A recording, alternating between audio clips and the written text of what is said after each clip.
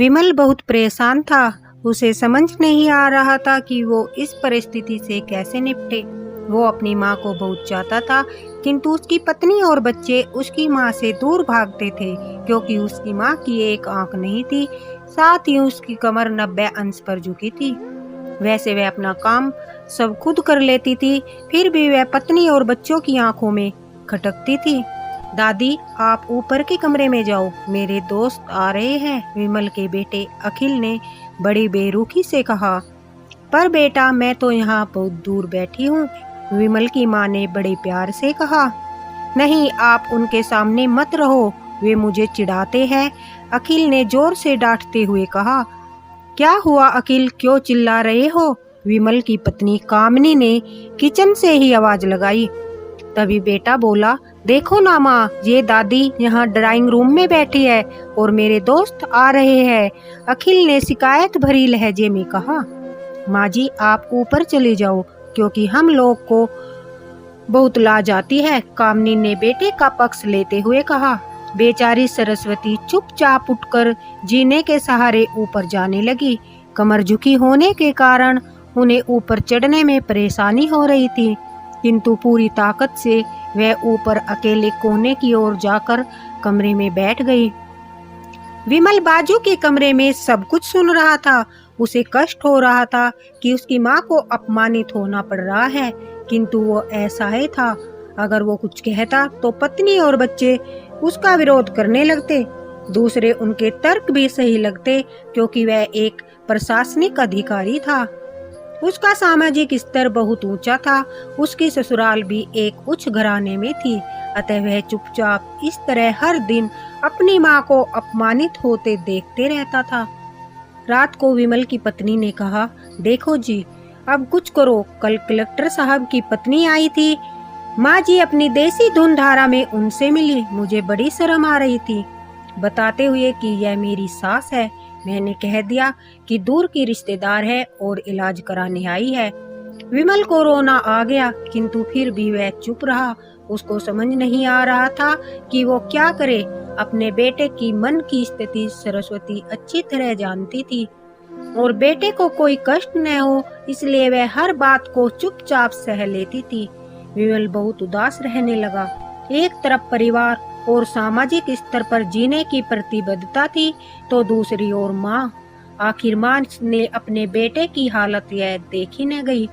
एक दिन उसने अपने बेटे से कहा, विमल, बहुत दिन हो गए, मैं अपने गांव जाना चाहती हूँ, मुझे वहाँ पहुँचा दो, मेरा यहाँ मन नहीं लग रहा। किंतु माँ, वहाँ तो कोई भी तुम्हारी देखभाल करने के लिए नहीं है, विमल ने आश्चर्य से पूछा। अरे सब गांव वाले तो है, और वो तुम्हारे मामा जी तो है, उसी गांव में रहते हैं, फिर हम सारी व्यवस्थाएं कराएंगे ना। कामनी को तो जैसे मन की मुराद मिल गई हो। हाँ बेटा, बहुत सही कह रही है, सरस्वती ने लंबी सांस लेते हुए कहा। विमल जानता था कि गांव में माँ की देखभाल करने वाला कोई नहीं है, लेकिन अपनी पत्नी की जिद के कारण वह अपनी माँ को गांव छोड़ने पर विवश हो गया। माँ को गांव छोड़कर आते वक्त उसे रोना आ रहा था। वह अपनी बेबसी पर भी गुस्सा आ रहा था, किंतु परिवार, पत्नी और समाज ने उसके मने भावों को दबा दिया। वो सुकून सा महसूस करने लगा। कुछ दिनों के बाद उसके चाचा, जो अमेरिका रहते थे, आने वाले थे। जब विमल बहुत छोटा था, उनके पिता जीवित थे, तब वह भारत आए थे। उसके बाद वह अब भारत आने वाले थे। पूरा परिवार, आस पड़ोस सब उत्साहित होकर अमेरिका से डॉक्टर चाचा आ रहे हैं तैयारियों में लग रहे थे। रमेश ने जैसे ही घर में कदम रखा, सबसे मिलकर बहुत उत्साह से उनका स्वागत किया। क्यों विमल, भाभी नहीं दिख रही है? डॉक्टर रमेश ने उत्साह पूर्वक पूछा। जी, वह गांव में रहती है, उनका यहाँ मन नहीं लगता, विमल की पत्नी कामनी ने सपाट लहजे से उत्तर दिया। डॉक्टर रमेश ने विमल की ओर देखा तो विमल ने अपनी आंखें झुका ली। डॉक्टर रमेश ने विमल की ओर देखते ही यह जान गए और बोले कि हम कल भाभी से मिलने गांव चलेंगे। सब लोग दूसरे दिन गांव घर पहुँचे। देखा कि सरस्वती को बहुत तेज बुखार था और वह पलंग पर असहाय पड़ी थी। डॉक्टर रमेश ने दौड़कर सरस्वती के पास जाकर उनके पैर छूकर रोने लगे। सरस्वती की ये हालत उनकी कल्पना से परे थी। वह बेटा विमल, तूने तो नाम उजागर कर दिया।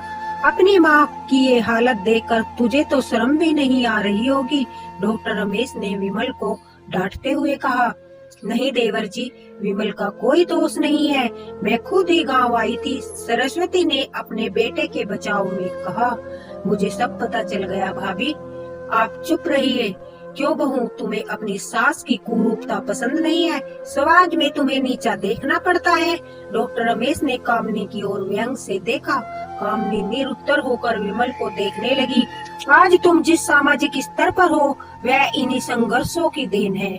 और बेटा विमल, तुम्हें शायद मालूम न हो, बचपन में जब तुम 1 साल के थे तब छत से नीचे गिरने के कारण तुम्हारी एक आंख फूट गई थी और तुम्हारी रीढ़ की हड्डी में भी समस्या थी।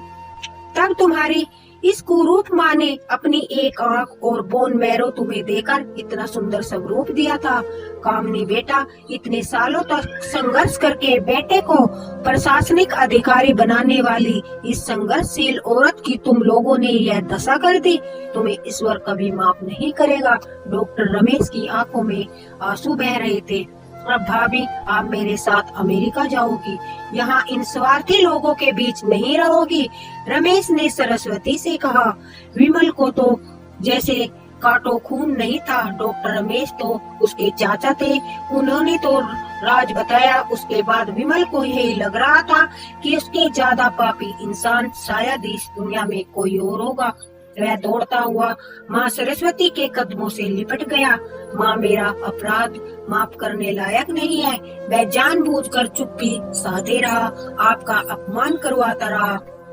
अब सिर्फ आप ही उस घर में मेरे साथ रहेगी और कोई नहीं। विमल ने आग्नि दृष्टि से अपनी पत्नी और बच्चे को देखा। कामनी को भी बहुत पश्चाताप हो रहा था, किंतु उसकी हिम्मत नहीं हो रही थी कि वो सरस्वती से आंख मिलाए।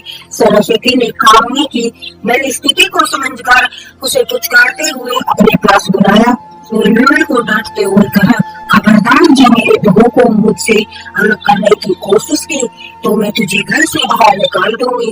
कामनी और बच्चों ने सरस्वती के पैर पकड़ते हुए अपने व्यवहार के लिए माफी मांगी और माँ की हरकनी सबको माफ कर दिया।